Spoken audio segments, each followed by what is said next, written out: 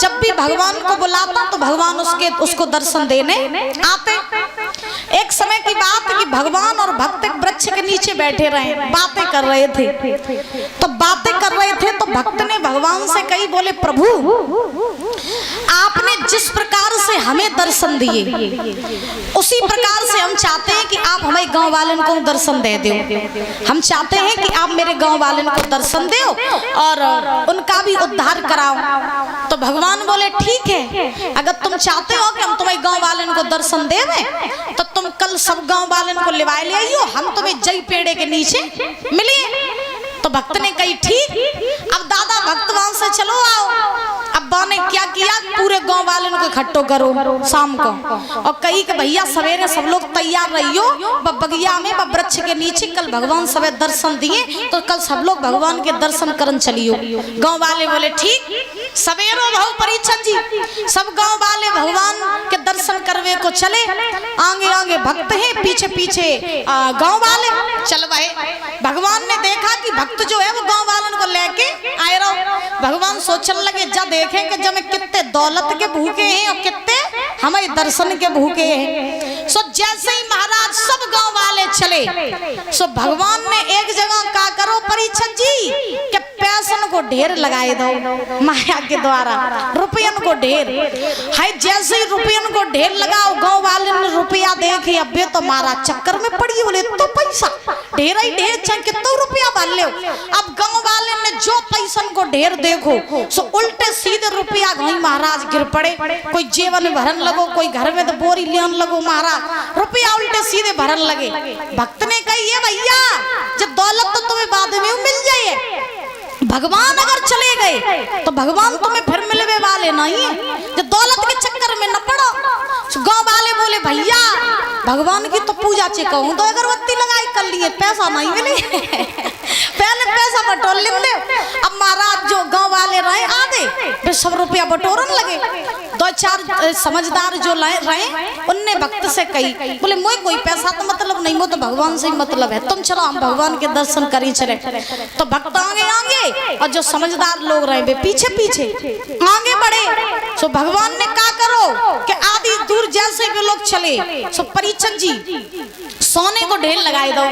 आज जैसे भगवान ने सोने को ढेर लगाओ उन गांव वाले ने सोनो देखो कछु तो सोने पे ही महाराज गिर पड़े। भक्त ने कही भैया सोनो बाद में मिल जाए, भगवान चले गए बे नहीं मिले। बोले भगवान को तो कबहू मना लिए, सोनो दोबारा नहीं मिले। अब महाराज आधे सोने पे गिरिए, दो चार बचे। उनने कई भक्त से बोले मोए तो प्रभु प्यारे, मोए सोनो प्यारो नहीं, चलो हम तुम्हारे संगे चल रहे। आधे महाराज संगे चलन लगे। सो कछु दूर जाएगा भगवान ने हीरा मोतियन को ढेर लगाए दो। जो और दो चार बच्चे से सो हीरा मोती देख के बाई महाराज गिर पड़े। अब भक्त बेचारो अकेलो। अब भक्त ने सब तक कही बोले भैया भगवान को पाए ले, जो दौलत तो फिर मिल जाए। कोई ने महाराज नहीं सुनी, कोई पैसा पे गिरिया, कोई सोने चांदी पे, कोई हीरा जवाहरात पे। भक्त गौ भगवान के पास मुंह लटकाए के बोलो प्रभु लिवाए के तो सबे आए हते, लेकिन आज हमें पता चली दुनिया में हर कोई भक्त भी नहीं बन सकता है। बोलो गोविंद भगवान की, बोलो ब्रह्मदेव महाराज की। भक्त बनने के लिए परीक्षण जी बहुत धैर्य की आवश्यकता होती है, लेकिन आज की दुनिया की सच्चाई तो यही है कि इंसान की नजर में सबसे ज्यादा अहमियत अगर किसी की है तो वो है पैसा की, सबसे ज्यादा। आज देखो इंसान पैसे के लालच में इतना अंधा हुआ पड़ा है मैया कि भाई भाई का गला काटने पे भी इंसान महाराज तैयार है, इतना पैसे में अंधा व्यक्ति है। बोलो गोविंद भगवान की। ध्रुव जी ने आधा शासन ठुकरा दिया, ध्रुव जी चल दिए। जिस रास्ते से जिस गली से होके ध्रुव जी गुजर रहे हैं उस रास्ते की स्त्रियां लड़कियां ध्रुव को देख के मोहित हो रही हैं, कह रही हैं बहना देखो कितना सुंदर बालक है। मोई जल लगा जगह मैया मर गई ताई सो जो अनाथ भाव घूम रहा हूँ जगह दर्शन कर ले, कितना सुंदर लग रहा हूँ। सब लड़कियां ध्रुव के दर्शन कर रही और आपस में बोल रही है बहना अरे देख ले बेना और उमर कोई मारो, देख ले बेना उमर कोई मारो।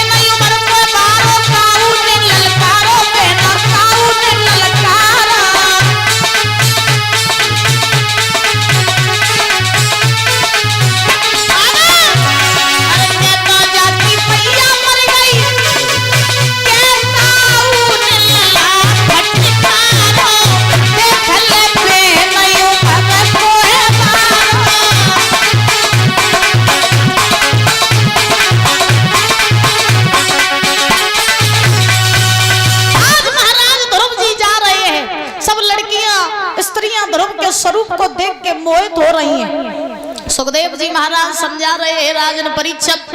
ध्रुव जी चलते चलते जंगल में पहुंची है। अब 5 साल के ध्रुव जी जैसे ही जंगल में पहुंचे, नारद जी ने देखा कि भगवान का इतना बड़ा भक्त जो खेलने कूदने की उम्र में यहाँ जंगल में तपस्या करने आ गया, तो ऐसे भक्त के दर्शन करना तो बहुत जरूरी है। अच्छा, जो भगवान के भक्त बन जाते हैं ना, फिर उनके दर्शन करने के लिए देवी देवता भी आते हैं।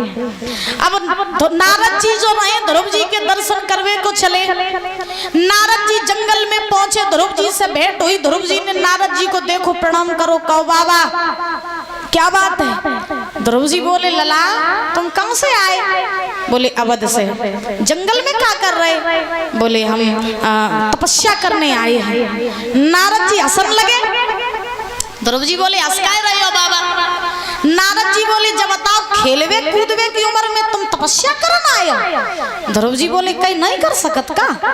नारद जी बोले लला तेरी खेलवे कूदवे की उम्र है और तू घर छोड़ के जंगल में आई हो, तो नहीं मालूम जब जंगल में शेर भालू रात है बहुत बड़े बड़े, तो खाई जाई तासो तुम यहाँ से लौट जाओ। ध्रुव जी बोले अच्छा हमें शेर भालू खाए जाइए और तुम घूम रहे तुम्हें नहीं खाइए।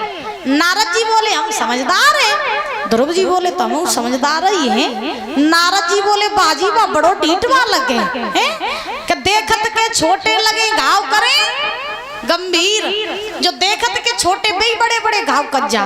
नारद जी बोले जितो छोटो उतो ही खोटो। नारद जी बोले लला लौट जाओ, शेर भालू खाए जाइए।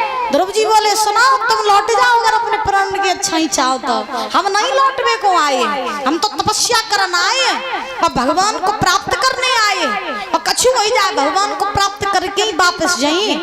नारद जी बोले अच्छा मानियो नहीं? ध्रुव जी बोले कतई नहीं, तपस्या करना आए भगवान को प्राप्त करके ही जाएंगे।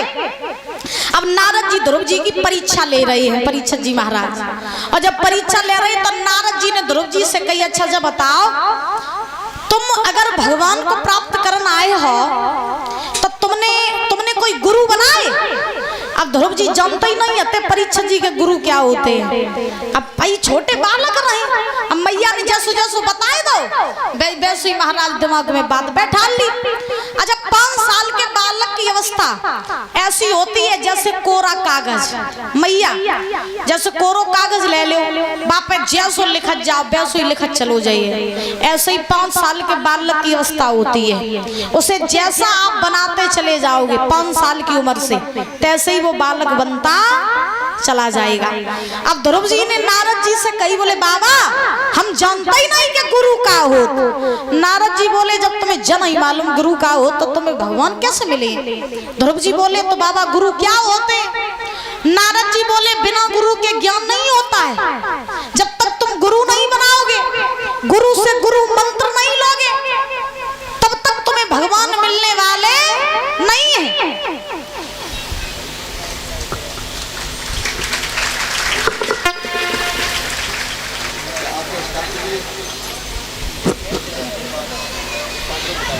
और ये परम सम्मानीय परम आदरणीय अंकल जी महाराज सिंह बघेल धौलपुर खेड़ा से माला पहना करके और समस्त स्टाफ को सम्मानित कर रहे हैं। जोरदार तालियां बजाएंगे। बहुत बहुत धन्यवाद है। कामना करेंगे सुख शांति प्रदान होती रहे, धन के भंडार भरे रहे, समाज में पद प्रतिष्ठा बनी रहे। हे भगवान से कामना यही आकांक्षा है। बोलिए गोविंद भगवान की। एक बार प्रेम से बोलो राधे राधे। आवाज नहीं आई, और जोर से बोलो, और जोर से बोलो गोविंद भगवान की। परीक्षक जी महाराज अब नारद जी ने ध्रुव जी से कही बेटा बिना गुरु के ज्ञान नहीं होता है, तुम घरे जाओ गुरु ढूंढो, गुरु बनाओ, गुरु से गुरु मंत्र लियो, तब जंगल में आइयो तपस्या करियो, तब तुम्हें भगवान मिले। ध्रुव जी सोचने लगे अब घरे जाएं, फिर गुरु ढूंढे, फिर गुरु बनाए, गुरु से गुरु मंत्र ले तब आइए, तो फिर ऐसे तो बहुत टाइम लग जाइए। ध्रुव जी कम होशियार नहीं रहे। ध्रुव जी ने नारद जी के पैर पकड़ ले, बोले बाबा तुम्हारे जैसे गुरु हमें कम नहीं मिले, तुम्हें हमारे गुरु बन जाओ। अच्छा नारद जी तो जाई कौम को आए थे, नारद जी तो यही विचार बना के आए थे नारद जी सोच रहे थे कि ऐसे भक्त के गुरु अगर हम बन जाएं तो चेला को उद्धार और गुरु को उद्धार। तो नारद जी तो चाहते ही आते कि हम ध्रुव के गुरु बन जाएं। अच्छा, परीक्षित जी कहते हैं ना कि बिना गुरु के ज्ञान नहीं होता है, और ये भी कहा जाता है कि महाराज जब तक आपके जीवन में गुरु नहीं है तब तक आप कितने भी दान पुण्य करो, आप कितना भी भजन करो, कितनी भी भक्ति करो, ये सब महाराज व्यर्थ हो जाते हैं। तो जीवन में गुरु का होना अति आवश्यक है। और गुरु होवे कैसे, गुरु होने कैसे चाहिए? गुरु ऐसे होने चाहिए जो मनुष्य को अंधकार से प्रकाश की ओर ले जावे, ऐसा होना चाहिए गुरु। और कलयुग में गुरु कैसे? कलयुग में पैसा दो और गुरु बनाओ। और गुरु कैसे? खुद पौआ पी के नाली में डरे, संग में चेलन को डारे। बोलो गोविंद भगवान की। तो कलयुग में गुरु ऐसे है ना, जो महाराज गुरु खुद का उद्धार नहीं कर सकता है, फिर वो अपने चेला को उद्धार कैसे करे? एक कवि कहते हैं कि संत तो मर जाए अरे नहीं, और हर से ध्यान लगावे, और पंचत वो मर जाए जो दारू पी के न्याय करावे।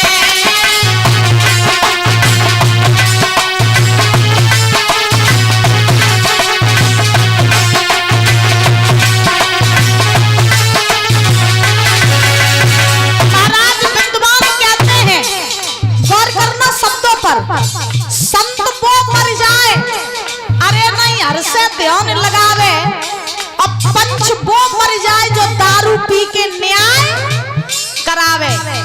ऐसे संत का होना पाप है जो संत महाराज भगवान का स्मरण नहीं करते, और ऐसे पंच का होना पाप है जो दारू पी के न्याय कराते। दूसरी बात लिखा, गुरु तब वो मर जाए अरे चेला से जो ज्ञान छुपावे। दादा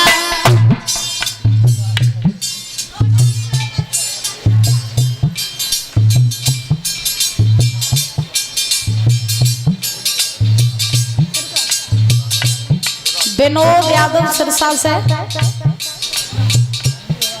और ये सुधा यादव सिरसा से माला पहनाकर सम्मानित कर रहे हैं, बहुत बहुत धन्यवाद है। कामना करेंगे सुख शांति प्रदान होती रहे, धन के भंडार भरे रहे, समाज में पद प्रतिष्ठा बनी रहे। महाराज विद्वान कहते हैं, गुरु तब वो मर जाए अरे चेला से जो ज्ञान छुपावे, अरे चेला वो मर जाए गुरु की सीख चिंता नहीं लावे।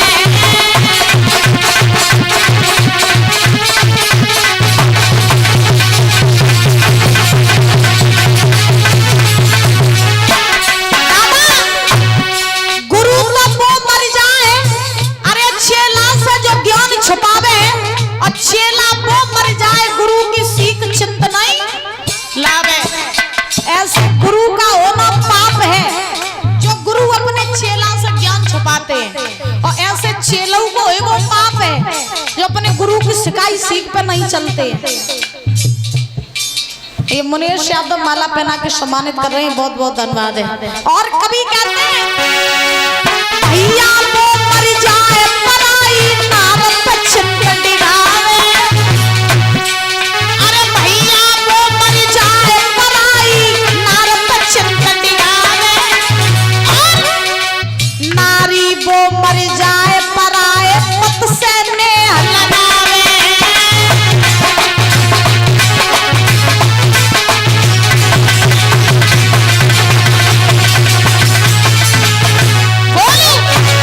भैया वो मर जाए पराई नार पे चिंत डिगावे, और नारी वो मर जाए पराए पत से नेह लगावे। अंतिम बात बहुत अच्छी लिखी है, मैया वो मर जाए जो बिटिया गली गली में घुमावे, अरे मैया वो मर जाए जो बिटिया गली गली में घुमावे, और बिटिया वो मर जाए अरे जो कुल में दाग लगावे।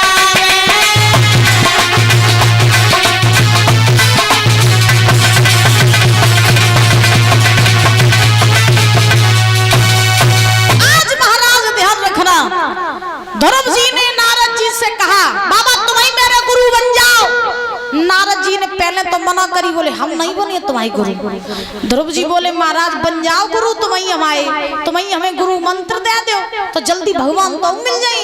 अब हम घर जाइए गुरु ढूंढे गुरु बने, ऐसे बहुत टाइम लग जाए, तुम्हें बन जाओ मेरे गुरु। नारद जी महाराज जो हैं ये ध्रुव जी के गुरु बन गए। नारद जी ने ध्रुव जी को एक 12 अक्षर का मंत्र दिया, ओम नमो भगवते वासुदेवाय। और ये 12 अक्षर का मंत्र देकर के नारद जी ने उस जंगल में ध्रुव के लिए सुंदर सी कुटिया का निर्माण किया। और परीक्षित जी नारद जी जो थे ये वहां से चले आए। जब नारद जी चले आए तो देखो कलयुग में गुरु बनाओ तो बड़े सोच समझ के बनाने चाहिए परीक्षित जी महाराज, क्योंकि कलयुग में गुरु ढूंढना, सच्चा गुरु ढूंढना ऐसा है जैसे अंधेरी रात में सुई ढूंढना। अच्छा पहले के बुजुर्ग एक कहावत कहा करते थे कि पानी पियो छान के और गुरु करो जान के। अच्छा किन्हें किन्हें कहावत सही लगाते हैं हाथ उठाओ, जिन्हें जिन्हें सही लगा तो वे सही नहीं है, सही है। अरे परीक्षित जी तुम्हें सही लगा कि पानी पियो छान के गुरु करा जान के, सही है। अच्छा चलो मान ले 1 सेकंड के लाइन कि पानी पियो छान के गुरु करा जान के। अगर पानी की बाल्टी तुम आंगन में भर के धर दे हो अब हमें तुम महाराज जहर मिलाए दे हो पानी को, कितना छानियो जहर निकल जाए, बता नहीं निकल नहीं निकल रही है ना, तो फिर कैसे सही भाई?